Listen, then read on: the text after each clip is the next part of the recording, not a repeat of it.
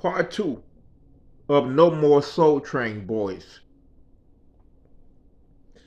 So a couple of weeks passed from the last time the claim come in and was complaining about Soul Train. But I think it was some kind of maybe getting close to a Black holiday or something. I can't remember, but we all needed home. You know, this place was boring. It was countrified, and it was crazy. Like it drive you crazy, you know. Drive them crazy, not me because I'm introvert, so I was loving it, right? But one day we looking at Soul Train, and I started practicing karate hipping.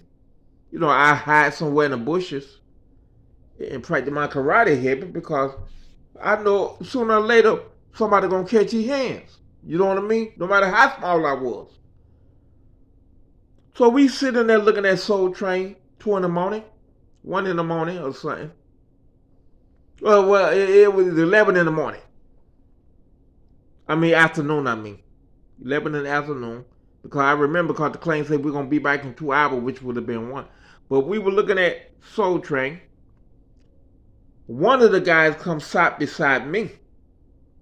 The guy what we call the Cobra. He was a short cap boy with muscles like crazy. And he was an enforcer. Then the other two, the big guy who was about 400 pounds, what we call Kodiak, he stood in the doorway while the little fella was up preaching about he'll pay 3 niggers 100 each if they fight him for 1 minute. He say when that 1 minute come, you can run, you can jump on the roof, you can run in your room and lock the door. But the nigger he catch, he gonna skin him alive. Just like he do a bear or a deer. He say the one I catch gonna wish they were never born. Cause I'm the baddest cracker alive.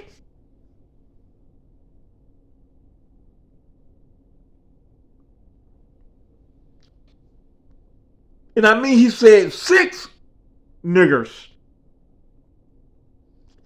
$100 each, which would have been $600. So Paul White looked at him and say, what gonna guarantee them two not gonna jump in it? He said, you got my word, boy.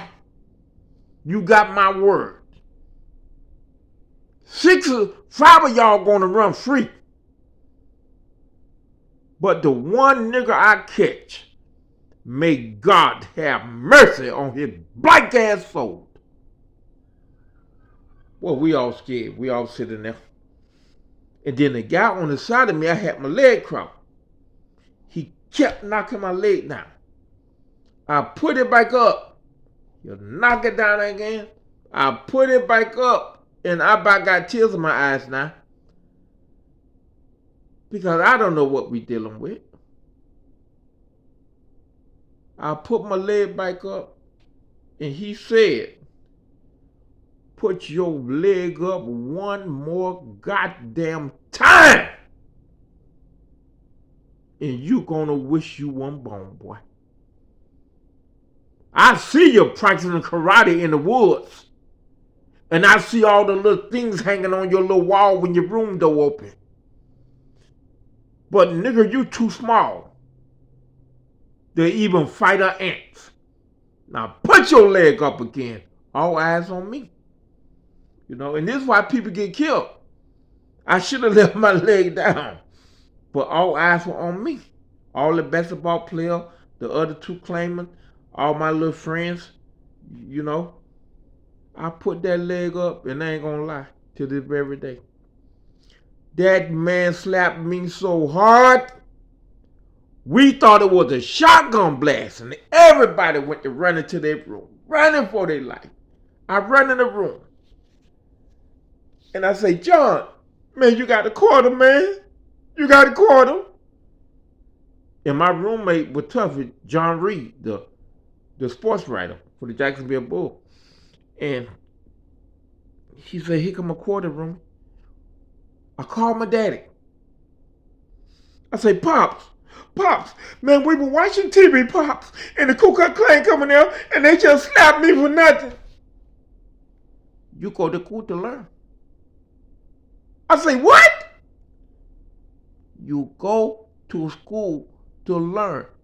Man, what you talking about? I go to goddamn school to learn. Man, do you understand? The Ku Klux Klan running the college, they just slapped me.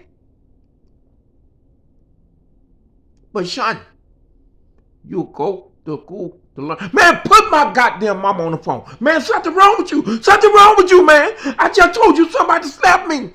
But I find out like 20 years later what happened. The college were begging my father to come get me. My father and the golf director was good friends. They shared hotel rooms together when they go to these meetings. They were friends. The man saw me after Christmas and looked like he saw a ghost.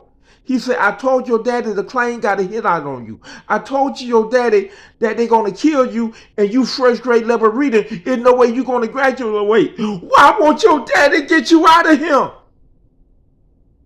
And I looked at the director. I said, maybe he just don't care. Because my daddy ain't told me shit.